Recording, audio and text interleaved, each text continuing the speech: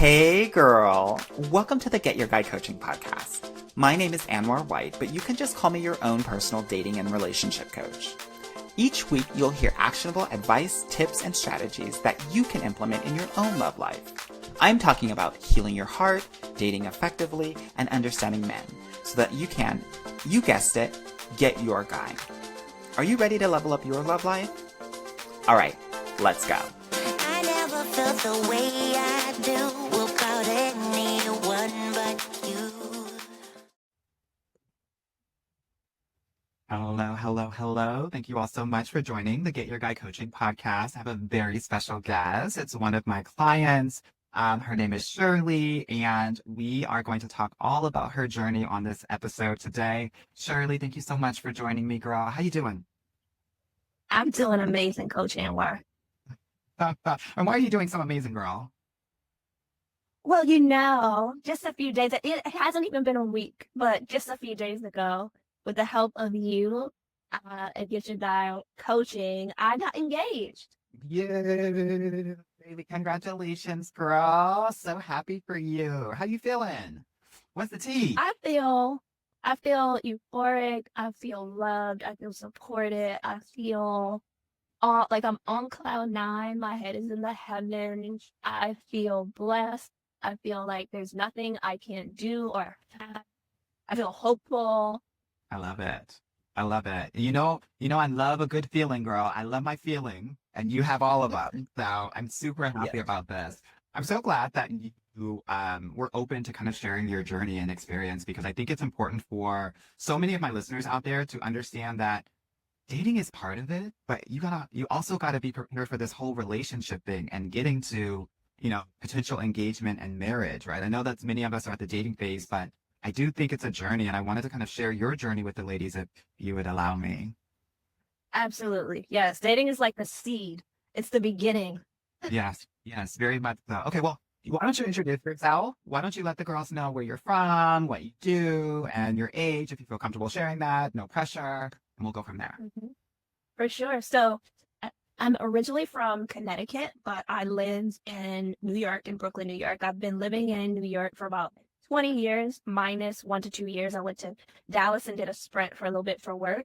I run a content studio where I service Fortune 500 brands and their creative strategy and content creation, supporting them with how to let impact in the sports, tech, health, and wellness sector. I'm 39 years old. I just turned 39 a few months ago. So in about a year, I'll be entering the big 40. Yes, girl, and it's beautiful over here. So we'll welcome you with open arms. Thank you for sharing that. So maybe let's talk a little bit about how you were introduced to me and Get Your Guy. Like, how did that all come about? Yeah, back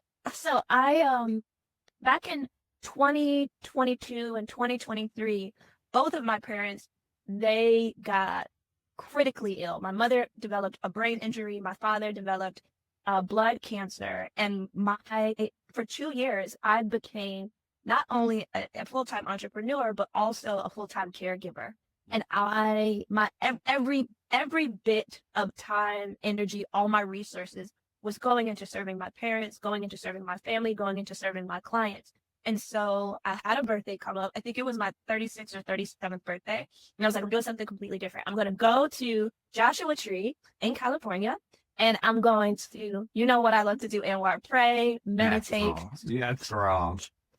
And journal by myself. I'm going to do hikes. I'm going to eat clean food. There's no social media. There's nothing, no distractions. So I did that for 5 days, 4 nights. And in this, I came out and I realized, oh my gosh, my entire existence has been devoted for these past 2 years to just serving and taking care of people. I had not given my number out. I hadn't gone on a date. Nothing. Everything was dry. My phone, my vagina, my mouth, everything. No, ma'am. Dry, desert. And so I came home, and then I went to one of my really close friends' house, who is also one of your clients. And I was like, hey, I just went on this journey. This is what I'm seeing. And I'm also a person, I invest in self.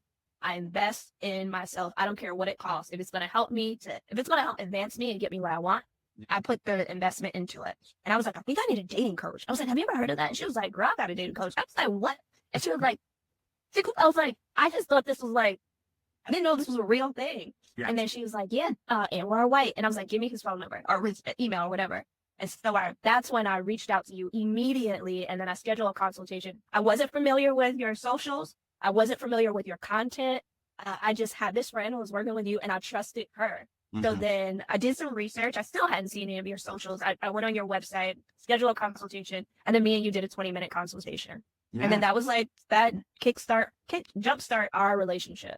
Yeah, definitely. I remember that conversation too, because I was actually in New York at the time and I was doing a talk with Jack and Jill in the Connecticut, New York region. And I came right back and we had that consultation and it was really good. Do you remember any of it? Yeah, I remember your presence. You were so attuned to me. You were asking really smart questions that was making me think. You were asking questions I never heard before, like, tell me about your boundaries. I was like, my boundaries. And I know how to spell boundaries, but I don't know what Right. that really means. So you were asking things I hadn't thought of before, I hadn't heard of before. And I remember being appreciative for how thoughtful and caring. I felt like I was in 20 minutes, being held with like kid gloves or white gloves. And I was connected to someone who was very like curious about me and my history and how I got here. So those were some of the things that I remember about our call. yeah, definitely. Yes, I remember you also saying like, oh yeah, no one's ever really asked me this before. Okay, let me think about this. Give me a second. Let me think. Right. Yeah. And what I loved even about that consultation, but obviously the work that we've done together is your openness to new and different things, possibilities, perspectives, just being coachable. Like I think myself, Coach Shoyad, we're always about, if we have people that are coachable, we're going to rock it. Right. And so your coachability, I think, just been so amazing throughout this process. Let's talk about actually starting to work together. Yeah. Because the beginning part was very interesting, meaning, in my program, we date online and offline, and we were having some feelings about online dating. So let's talk about maybe the beginning of working together. I was so resistant to online dating. I was like, I'm not doing this. I'm not doing and it's so funny. It was my therapist who had to remind me that I am a coachable person because I don't even know how, or I just fell in the trap of being resistant and then becoming conscious that I was being resistant. And I was like, this is not who I am. I get to like give over to this process. But it was really hard for me. I want to say I engaged with you either October, November of 2023. And for about 3 to 4 weeks, I was very resistant to the online coaching for going to do the online dating. And then through some work and me just trying and trying, something switched when I realized I was being who I'm not. And I was like, okay, listen, good coaching is counterintuitive.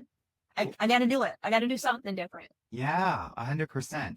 I always say you have to do a different thing for a different result, right? And as you know, and maybe you can tell the girls out there, we do a lot of things very differently in this program, right? Probably the complete opposite of how you've ever done dating before. Yeah. Do you want to speak to that just like a little bit about just like, maybe not the specifics because I don't want to give my whole program away, girl, but just like the process of like having to do such different things that you had never done before? Yeah, it was so hard. I used to being out in the wild for 30 plus something years, right? You go to a party, you flirt, somebody gives you a drink, you pass information. I'm a doer. I run a business. I want something done, I go do it. I'm at her friend, I'm sending a text, giving a call. I'm taking initiative. There is no boundaries. It's whatever he wants, whatever I want. It's getting inputs from family, friends, and whoever else is on social media. In your program, there are rules. There are boundaries. There is a framework. You're not finna come in this house and just run all over my carpet with your shoes. Yeah, sit your behind down before you get a whooping.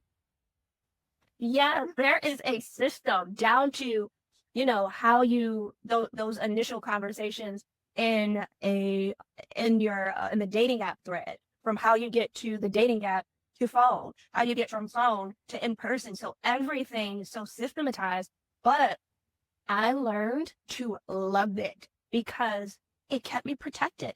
It literally kept me so safe.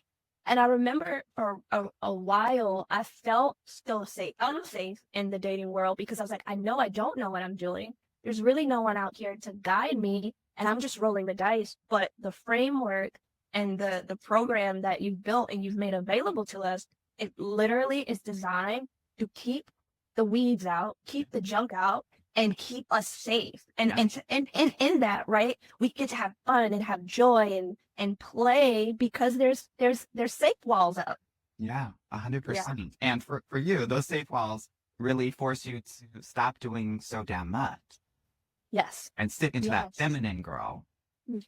For sure. I really got an opportunity to relax, to let go, and in all that, to see who really had the space for me, right? Who were the masculine men who would really take joy and have a lot of enthusiasm on just watching me relax, watching me be still, watching me just sit pretty and bat my eyes. That's right. That's right. I love that. So I think we definitely worked on that feminine energy. We obviously worked on some boundaries as well. For sure. Sure. I know that earlier in this episode, you talked about, we talked about, first we were really talking about work, right? We talked about work when we first started working together. Then we shifted over to like family and friends as well. I remember very intimately that we were talking about, I think, some family boundaries. I was actually, so the ladies maybe don't know this, but when you're in my VIP program, you have 24/7 access to me. So, girl, don't you know I was in the amusement park with my family, with my kids. You might have heard the roller coasters in the background. And we were talking about those boundaries that we needed to do down south. Yeah. Yes. Because first of all, the VIP program, like me and my friends, the community that I've made in your program, we all like that was being able to contact you at 11 o'clock tonight after a date or 8 o'clock in the morning. I wake up and my head is on swivel and I'm spiraling out of control. And I have you in my ear immediately, soothing me, calming me down, giving me advice, helping to guide me through a friendship problem. Because all this stuff, it relates, it translates everywhere. A family problem. So I don't know how anybody is not functioning with that kind of access, because it was the thing that supported me the most. My favorite thing about the program was having that access to you. But yeah, I didn't grow up with boundaries at all. So you can only imagine, I don't have boundaries with, or I grew up in a place where I didn't have boundaries with my mom, my dad, my sister.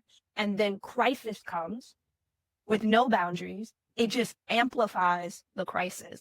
So before I even got to dating with boundaries, you were able to help me in those like family arenas where we were experiencing crisis. And hey, Shirley, I think there's an opportunity for you to implement a boundary here, implement a boundary there. And then I was able to sleep more and people started respecting me more.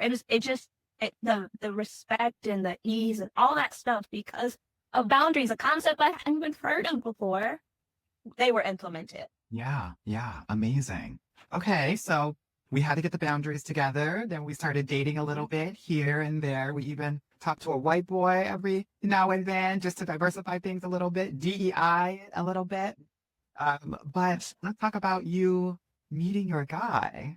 Talk to me about that experience of like being courted by your guy. And then we'll go from there. It's so crazy. I think I ended up on Hinge. I probably talked to about 175, 200 guys. Right? I started to think of it as like a sales game. Right. I ended up talking to about 175, 200 guys. And Ty, who's my now fiance, he was, I think, the second or third person who swiped on me in Hinge, which is, when I think about him, like, this is also divine. Yeah. But I met him. You loved his profile. He had a great profile. It was very thoughtful. And then we had one phone date schedule after we I forgot about that early benefits partnership, girl. Oh my God, I forgot, girl. I forgot about this part. Okay, yes. Okay, I'll start from we did I went through the process of the framework that you have. So we talked on that, then we went into text, and then after text we had a phone date schedule. So I was at a few friends who I met through your program. We had a dinner schedule. And this is where we would get together on like every Tuesday night and we would look at profiles. We would talk about the guys that we're dating. We would just help each other navigate through stuff. And so he called. I forgot that I scheduled this. So he called, and I was just like, hey, like, I'm so sorry. I'm busy. Rude for no reason.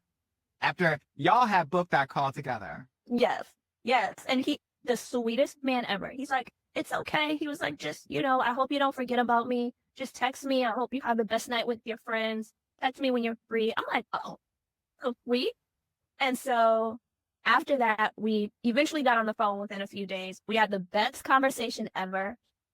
We related in so many ways. And from that, we were like, let's do a coffee date. So we went to a coffee date. We're both dressed super casual. Our coffee date was great. I could tell he was so nervous. So nervous. Which, can I just stop? That y'all have to give a deep nervous guys, because that means that they give a damn, right? And so a lot of the girls shade the nervous guys because they think, oh, he has no swag, he has no charisma, like, I need someone with a little bit more confidence. No, the nervous guy means that he's really into you. Yeah, please continue. Go ahead, girl. And he told me that. He was like, I was so nervous because you were beautiful, you were smart, you were funny, like, you look better in person than you did on the app. And he's like, I was nervous. And so after our coffee, and he was so intentional. After our phone call, he was like, I want to see you. Or on the phone. He's like, I want to see you. Then we get in coffee date. He's like, when are we having another date? Like, he would not let me leave until the next thing was firmed up. And so after that, I work in entertainment. I love art. I love media. I love storytelling. So he planned a date where he took me to this really cool, like, digital AI type of museum. And I was like, this is so sweet. I love this. Yeah. And then after that, all hell broke loose. Okay, so let's talk about that, girl, because I think you are literally the poster child for you can't say or do the wrong thing for the right man. Right. So let's talk about hell breaking loose. And I'm so glad that you're talking about this, because there are a lot of women out here that, like, when something comes up that might be different, that might be something that we didn't expect, or that wasn't what we imagined, that we might reject or not bring attention to it, or what have you. Let's talk about hell breaking loose. Yeah. So I went to, now mind you, and in our first physical date, our second physical date in person, he tells me, I want to see you again, as he always does. So he starts planning. I go to Art Basel in Miami with my friends. He's still planning. We're trying to coordinate schedules. I come back to New York. I go do a shoot. And at the shoot, I'm like tired. I'm just exhausted. He sends me a text. He's like, I know you've been working really hard. I'd love to, like, bring you some food. And I'm like, okay, cool. And I'm thinking he's just going to send it to my house. I'm like, here's my address. I show up. He's in my lobby with takeout for dinner. And I just started to panic. I'm like, this is a lady who's still used to, in some way, shape, or form, chasing men, having to beg in some way, hoping and wishing for somebody to take care of me. And then it shows up and I just panic. So now I'm trying to, like, manufacture in my mind, how do I get out of this? Right? I'm thinking he's trying to take away my autonomy. I know it might sound crazy, but hey, it was what I was thinking. No. Yeah, I'm like, I'm gonna lose my independence in this man. I'm not even really into this thing. Like, what does he want?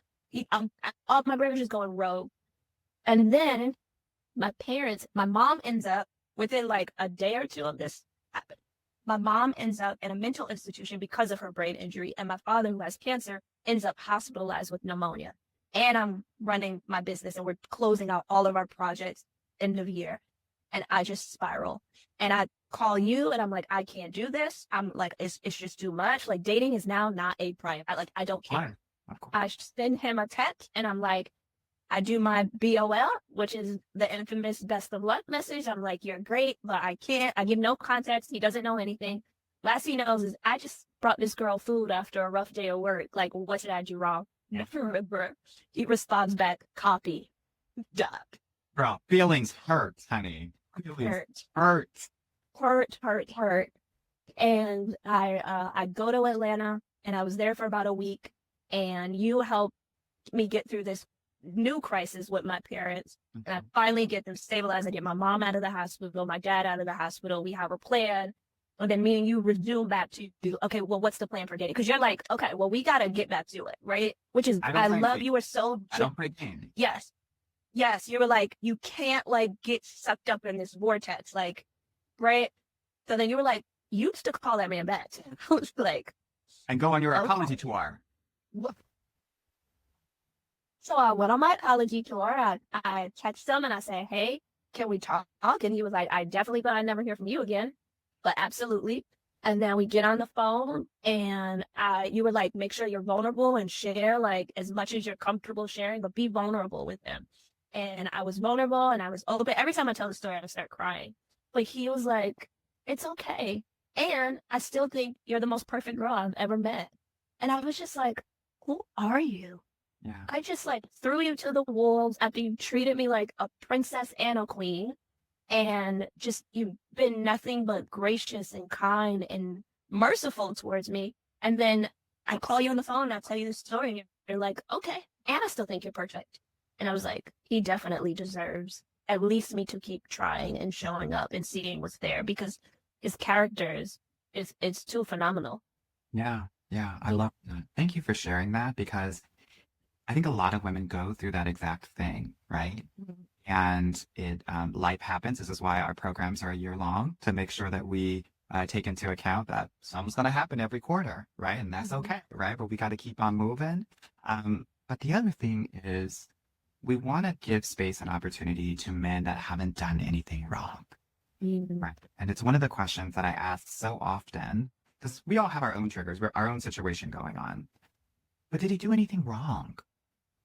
And if the answer is no, let's continue to engage. You talked about autonomy and independence, right? And that was a very, very big theme in your journey because maybe, in the past we had relationships where we didn't feel that way, whether it's parental or otherwise. And that was something that we needed to work through as well, right? And I'm sharing this because I think it's important for people to know that like when you're in a relationship, it's the big leagues, right? This isn't JV. This is varsity stuff. Dating is JV stuff. Even though dating is hard, relationships are harder. And so I just want to give you kudos for staying in it when these things were going and coming up for you. Okay, so let's talk a little bit about us getting, y'all been dating for a while now, a good couple months, and we get on a call and you're like, Coach Amwar, I don't know. We were kind of going back and forth. We didn't know about this guy. And maybe we could talk a little bit about some of the doubts that we had later on in the courtship, right? Because that happens for a lot of people as well. So what were some of the things that were coming up for you, which are very important and valid? Yeah, well, I will have to say, you always knew. From the beginning. I said, girl, this is your man. You could, what? No, it's not. What do you mean? I'm going to have to pray on that, meditate on that, journal about that. You always knew, and you would always affirm me in this, and I'd be like, I gotta pray, I gotta meditate, I gotta journal. Because based off what I was used to, every other guy where I was like, he's it, I was not the guy. And I'm trying to reconcile within my mind, like how can he be it if based off patterning in my experience, he ain't it. So the math is not matching. So it took me it took months. Yeah. It literally took months. And I had to keep showing up and trying and trusting, hey, the people around you, the experts around you, they're seeing something that you can't see. And this is a good man. He has never, ever, ever. I've known him about a year and a half now. He's never caused me harm. He's never made me cry. He's never made me sad. His entire existence is around servicing me, my comfort, my happiness, my convenience. That I knew it was almost like my body was trying to catch up, or I'm trying to create a new belief system in real time. Yeah, but I had to be patient with myself and slow down on being so impulsive and just make decisions of canning him out. Because I tried again. Bro, we were trying to find anything, right? But a lot of these things were actually quite valid, right? And I want to speak to that, right? Because there was a faith element, right? A spiritual element that we had some questions about, right? We wanted to make sure that he had his own journey and path to his higher power. So that was also something that came up for us that we wanted to work through and talk through. And sounded like you guys had some great conversations around that and some alignment that maybe you didn't know about beforehand and some other things that had come up as well. So I want to just offer that a lot of the things that came up were very valid things, right? That we also needed to work through and get clarity around. Yeah, yeah. There was a lot of doubt. The second time I was like, I was a little messy. I like called him before his birthday. It was like a day before or 2 days before Valentine's Day, which is his birthday's before Valentine's Day. I was just like, well, how this not work? Because you're not spiritual, and whatever that means. And I I'm a believer. Having Christ and God at the center of relationships is super important to me. And I remember it was pairing of you and my therapist offering me different perspectives on what it means to be spiritual. Like to be kind, to be patient, to be loving are all fruits of spirit. And I'm like, he's all those things. And like, you were like, Shirley, this man he's trying. He's going to church with you.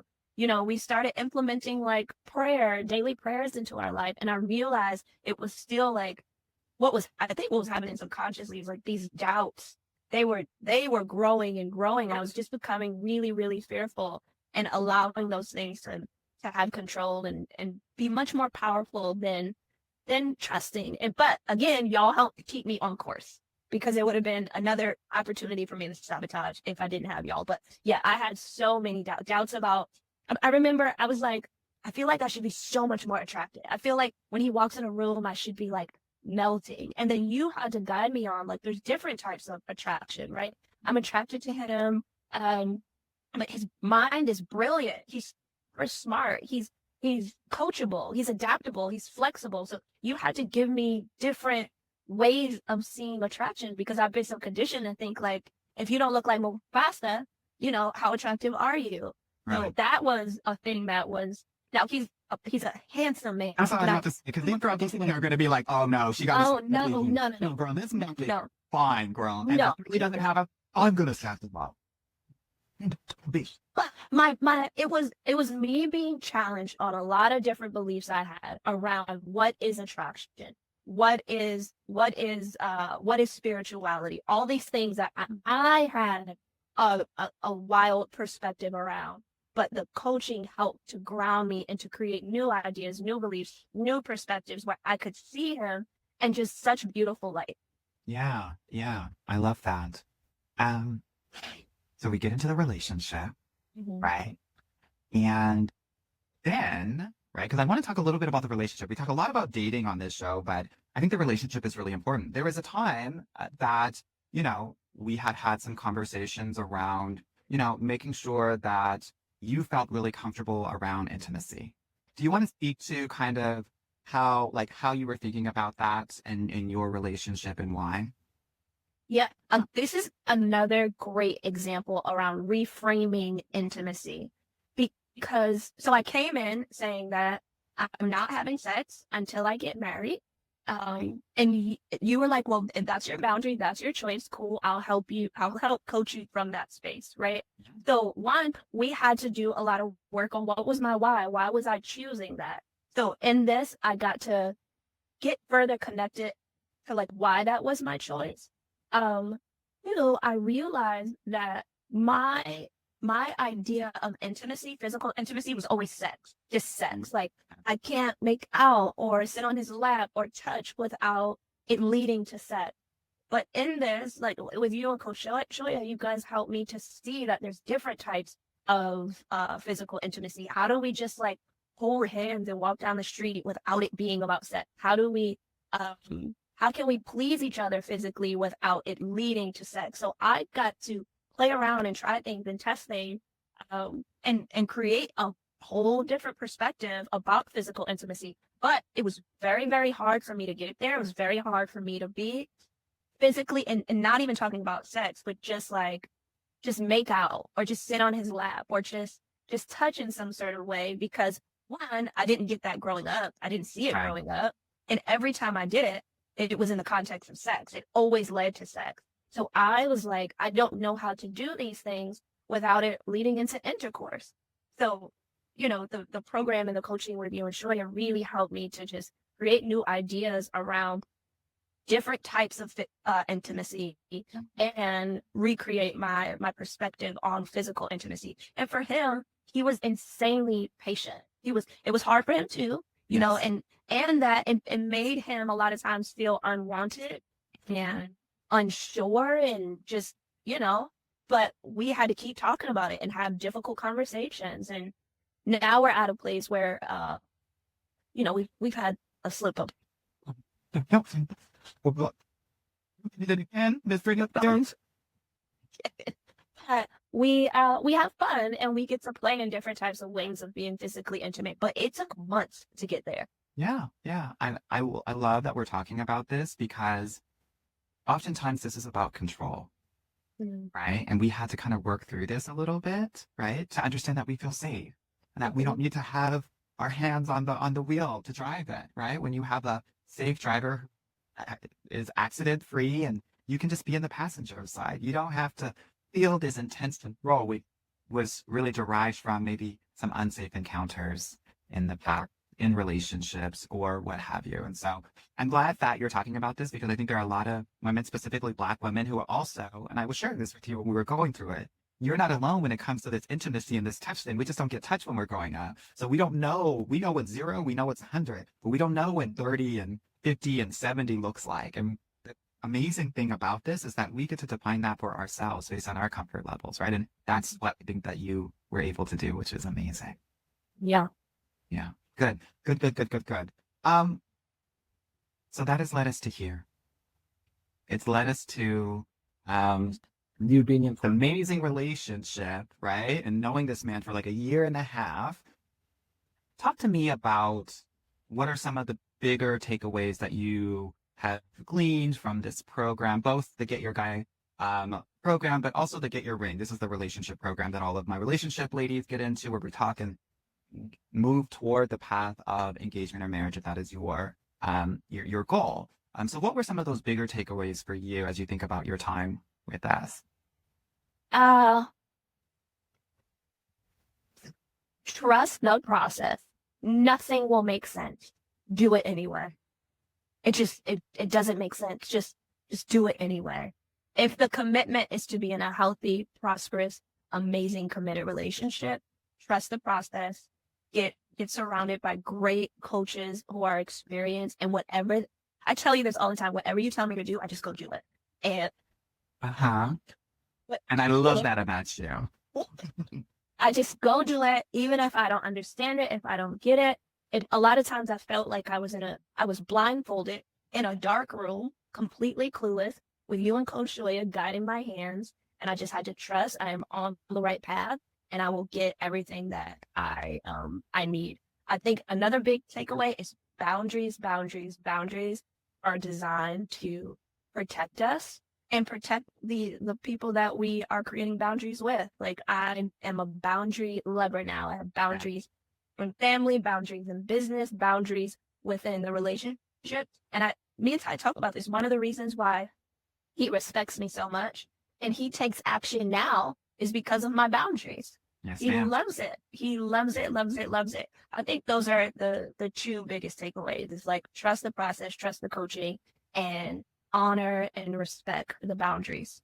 Yeah, I love that. You've name checked Coach Joya a couple times in this process. And I want to, because a lot of people come into the program thinking, oh my God, I'm just going to meet with Coach Anwar. And, you know, and we have an amazing team here that gets the girls together. So can you just talk a little bit about Coach Joya and your experience with her? Because I think you were maybe one of the ladies that was like, she got on, you're like, you're not Anwar. Oh yeah, she got on her one. I mean, first of all, before I say this, that woman is brilliant and just so smart, so amazing, laser sharp. Like, whatever you give her, she got something for it. She is good. And she pushed you down, girl. She pushed you down. Sometimes she would be telling me what y'all sessions were, because Coach Roy and I talk every day. I'd be like, girl, this is brilliant work. Oh, good. So good. But I loved you, Anwar. I wanted you. And then I got on the call one day, and I didn't know Coach. I didn't know about her brilliance yet. She got on, and I was like, oh, no, I want Anwar. Well, I said other things, but I was like, bottom line, I want Anwar. And then we talked about it. But I remember Ty was like, wait, how many dating coaches do you have? I was like, trust me, I meet all of them. Just know they out here doing you a good service. Having her perspective, so I'm a believer. She's a believer too. So she talks to me in parables. she talks to me in analogy, which is very much like a Jesus way of doing things. Right. And like I'm like, oh, got it. Okay, cool. So soft, so gentle, very, very like girl, super Yes. relatable. But I love Coach Joy, and because she supports so many couples, she's able to coach me from that place as That's if right. I am this this successful, thriving couple. So she holds us there and gives us coaching from that place, which I love. Yeah, she's amazing. The whole team is Yeah. amazing. And we always believe that in this program, for our VIPs, we have 2 coaches, myself and another coach that you're really going to focus all of your work with, right? And we work with you together to make sure that you're getting the best possible experience and coaching that is available. So it's not just me, but it's another amazing coach that is going to help you on your journey for any of the ladies that are listening and thinking about this process for themselves. Any final words, Shirley? Anything you want to share for anyone that is, thinking about this, has been on the fence, or, any other things you want to share about your experience before we go? I mean, as far as me, when my 6 months was up and get your ring, I called you like, "But can't we just extend? What? What? I don't want to leave. We got to figure out what's next for you, so I can stay on retainer. I can just roll over and for the next thing." Girl, you are a mad girl, a mad. Yes. Yeah. No, but for anybody that's anybody that's on the fence or interested, I don't. It is literally like a no-brainer. I don't get it. Like I talk to my friends all the time, and I'm like, "Did you call Anwar? Did you call Anwar?" Like, and you said it earlier. In order for us to get different, you have to do different. And the biggest and best investment you can make is the investment you make in yourself. And you gotta do different. Good coaching is counterintuitive and will not make sense. Do it anyway. Yeah, I love that. Awesome, awesome, awesome. Well, Shirley, we're excited for this wedding, for this development, for this growth that you have experienced, will experience. Coach Shoya and I will be the ring bearer and the flower girl, and we will go from there. No, I'm kidding. But sincere congratulations to not just this engagement, because that's really just the icing on top. It's the cherry on top. It's really about becoming the woman that is ready for that, which has been a journey, right? And it is a Yes. very difficult one that I want to just honor and say, you and everyone else out there at the end of the day. And so I want to congratulate that. Yeah. So happy for you. Thank you. You're welcome. You're so welcome. Thank you. All right, ladies. You heard it from Shirley herself. She got her guy. She's rocking on. If you're interested in doing this work as well, please, please, please, please book a consultation call, and we'll see if it's a good fit for both of us. Shirley, thank you so much for being here. I so appreciate you being vulnerable and sharing your story.